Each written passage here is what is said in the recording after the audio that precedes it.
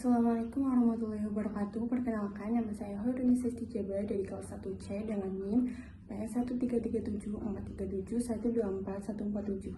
Video ini bertujuan untuk memberikan pemahaman yang lebih mendalam mengenai implementasi rekam kesehatan elektronik di Indonesia, serta tantangan dan solusi yang dihadapi dalam proses penerapannya. Dengan mengacu pada jurnal The Benefit of Adopting Sustainable Electronic Health Record in Healthcare Practice. Video ini menguraikan bagaimana rekam kesehatan elektronik dapat meningkatkan efisiensi dalam pencatatan data pasien, mempercepat diagnosis, dan mengurangi kesalahan medis. Selain itu, video ini juga akan membahas bagaimana dampak rekam kesehatan elektronik terhadap fasilitas kesehatan, tenaga medis, dan pasien, serta hambatan yang harus dihadapi seperti infrastruktur yang kurang memadai, biaya tinggi, dan masalah keamanan data. Berdasarkan jurnal The Benefit of Adopting Sustainable Electronic Health Records in Healthcare Practice, implementasi rekam kesehatan elektronik dapat meningkatkan efisiensi pencatatan data pasien, mempercepat proses diagnosis, serta mengurangi kesalahan medis. Di Indonesia, penggunaan rekam kesehatan elektronik masih mengalami hambatan seperti kurangnya infrastruktur yang memadai, biaya tinggi, dan keterbatasan tenaga medis yang terlatih dalam menggunakan sistem ini. Dampak dari implementasi rekam kesehatan elektronik, yang pertama ada dampak terhadap fasilitas kesehatan yang meliputi peningkatan efisiensi administrasi rumah sakit dengan sistem digital yang lebih akurat dibanding pencatatan manual.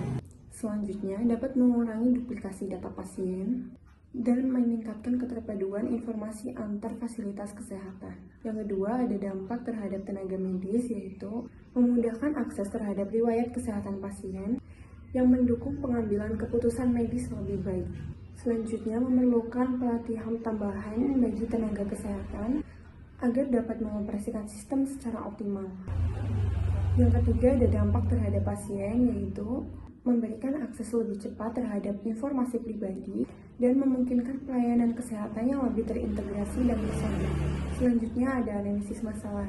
Hambatan utama dalam implementasi rekam kesehatan elektronik di Indonesia yaitu keterbatasan infrastruktur digital di rumah sakit kecil dan daerah terpencil, masalah keamanan dan privasi data pasien yang belum sepenuhnya terlindungi, resistensi tenaga medis terhadap perubahan dari sistem manual ke digital karena kurangnya pelatihan. Hasil penelitian dalam jurnal menyebutkan bahwa negara-negara maju berhasil mengatasi tantangan ini dengan kebijakan yang ketat dan penguatan teknologi informasi dalam sektor kesehatan. Standar hukum dan regulasi.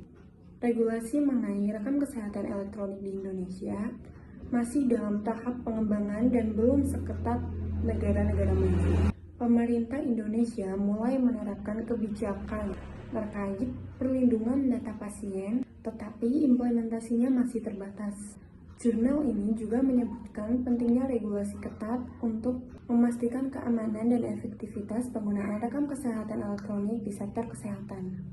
Rekomendasi berdasarkan jurnal yang pertama yaitu penguatan infrastruktur digital di semua fasilitas kesehatan. Yang kedua, peningkatan pelatihan tenaga medis agar lebih siap dalam menggunakan rekam kesehatan elektronik. Yang ketiga, pengembangan kebijakan yang lebih ketat mengenai keamanan data dan privasi pasien. Yang keempat, kolaborasi antara pemerintah, sektor kesehatan, dan perusahaan teknologi untuk mendukung pengembangan rekam kesehatan elektronik yang lebih baik.